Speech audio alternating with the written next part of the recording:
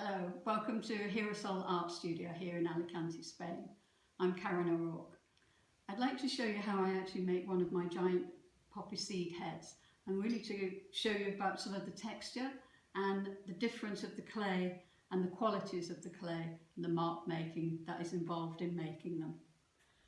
To actually start, I would have a ball of clay, which is about ½ kilo of clay, and a nice flat disc, which will be the top part.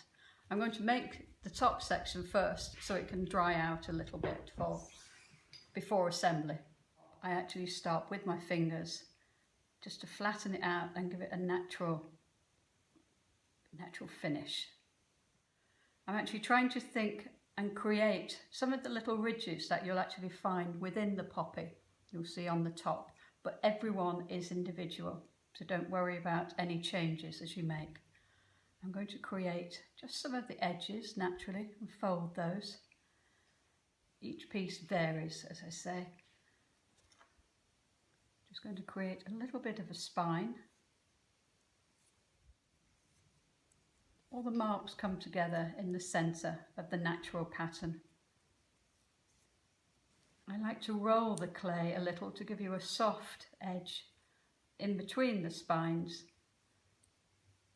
But then you'll also get some natural mark making which will appear there, not just from the tools or your hands. And some of these marks, I'm going to just run them over onto the side, which will join up with our lower section of the poppy seed head. I'm just going to allow that now to rest for a little while, and I'll make a little nest of paper just to let that sit on there. Stop it drying out too fast, and also that can firm up, and while that's firming up I'll make the body of the seed head. So we've got approximately ½ kilo of clay, and it's going to be a basic thumb pot to start, a thumb and a pinch pot. So straight inside with the thumb, and I'm not going all the way through because I want to leave the stem, and then I'm starting to thin the clay out, create with the ball, but you can see I'm actually squeezing with my fingers so that you're actually getting some of the ridges of the poppy being formed for you. And we're going to bring the centre of the pot out, make it fat, and I'm using the centre of my other hand.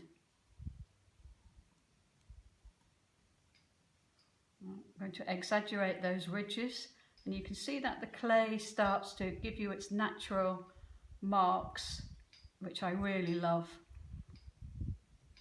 And then I'm going to exaggerate some of the spines.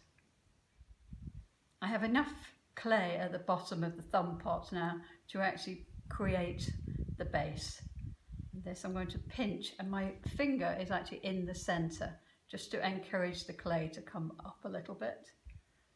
And I like to use a round tool to get that natural edge underneath the seed pod, just so we've got enough space to put a rod inside.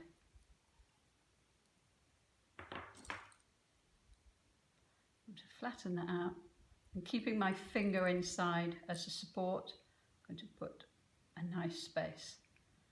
And one thing to remember is it has to sit in the kiln and support its own weight. That will work in there. And you can see the clay is just drying a little and cracking, which is beautiful for these natural pods. I'm now going to put my finger inside and 2 fingers of support, and I'm pushing the clay to actually give that really lovely cracked volcanic effect of the clay, really giving you a lovely texture, and that will contrast once the glaze is on there.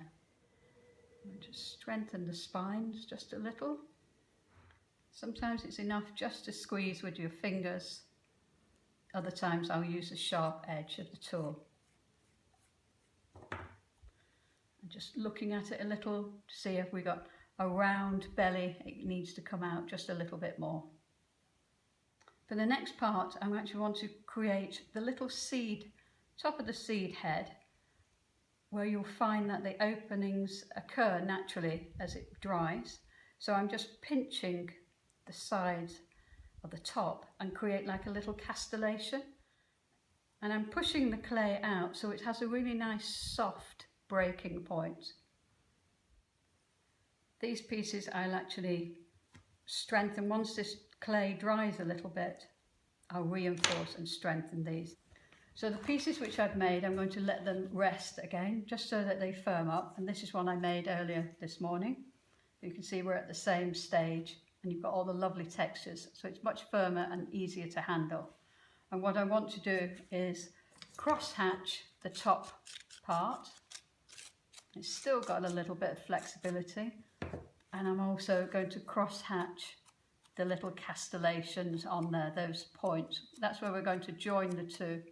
And I like to use a mixture of slurry, which is the same clay diluted. They're quite generous on each of these points.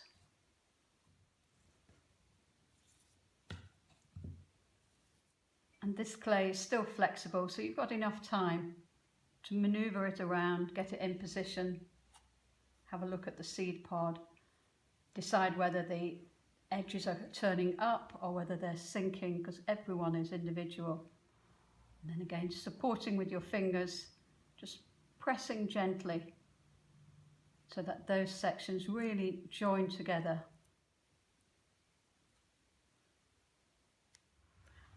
Now the two pieces are fixed, I'm just going to review some of these marks, maybe if they need enhancing at all. And I like to get it so that the pattern actually meets in the centre, which is much more natural. Some of these, when you see in nature, they're actually broken through. Insects have eaten the seeds. So each one again is individual. And then I would like to put my marker's stamp on it. Got my maker's stamp. I just roll that on the surface.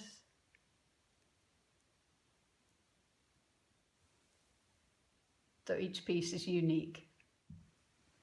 You can see that this one is resting now. It still needs a little bit more TLC. I've got the mark on and I'll do a little bit more detail. But just so you can see how different each piece becomes. This is one which has been stoneware fired. It's frost proof. You see I've got my maker's mark and all of the textures are enhanced with the oxides and the glazes.